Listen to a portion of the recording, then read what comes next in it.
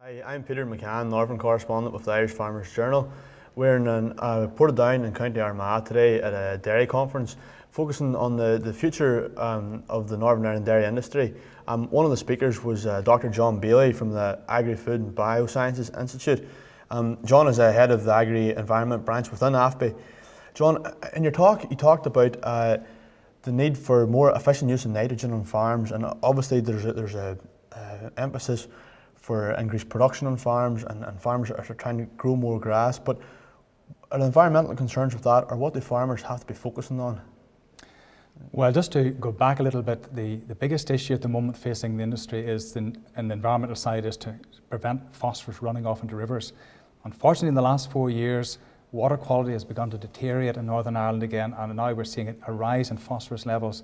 And that's very damaging for the industry going forward, particularly as we try to negotiate a new nitrates action programme. One of the solutions to solve that problem would be to grow or produce more milk from grass and reduce the amount of concentrate phosphorus coming in concentrate feeds.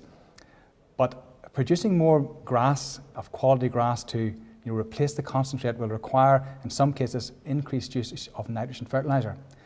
That increased use of nitrogen fertiliser will drive the nitrate levels in the rivers up again. And although our nitrate levels are very low, under the Water Framework Directive we are not allowed to increase, even though we're well below the 50 milligram per litre limit for drinking water quality. And so there's an issue here. We can't drive that extra production solely on using high inputs of fertiliser in. We've got to try and make use of the other on-farm soil and manure end resources much more efficiently. So what does that mean for a farmer? How can he increase production of grass, get more milk from forage, without overdoing it on the chemical nitrogen fertiliser?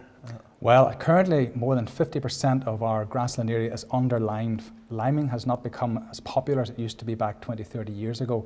And as a result, there is a lot of nitrogen being stored in the soil that could be recycled and used again for grass production. In fact, I estimate if farmers put on the proper amount of lime today, they could raise their yield by 1 to 2 tonnes per hectare and release maybe 50 to 60 kilograms of additional nitrogen for recycling from manure that have been supplied in the past. I suppose one of the other speakers was talking about some of the constraints that the environmental rules have in the industry, such as the upcoming ammonia and the habitats directive seems to be more of an issue. You were talking just there now about the Water Framework Directive. All these are EU rules, EU regulations. With Brexit coming at us, is this all likely to change in the next few years for the Northern Ireland industry anyway? No, well, going forward, the UK government was undoubtedly going to write all these legislation into British law. But going forward, to terms of trying to sell our produce onto the European market or even the world market, we have to have environmental quality standards. Bord Bia and the Republic of Ireland have done very well in Origin Green. We want to sort of do as well here in the north of Ireland. And water quality is one of our big selling issues. Up to now we've been seeing improvements in water quality. Unfortunately that has started to deteriorate, but that can be addressed if we can sort of move away from using so much concentrate feeds and move back to grass production and make best use of our nitrogen resources so we don't turn back the clock in terms of increasing nitrate levels again in the rivers.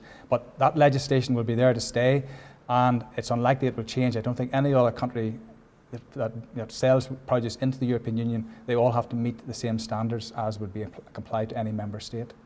Dr. John Bailey, thanks for your time.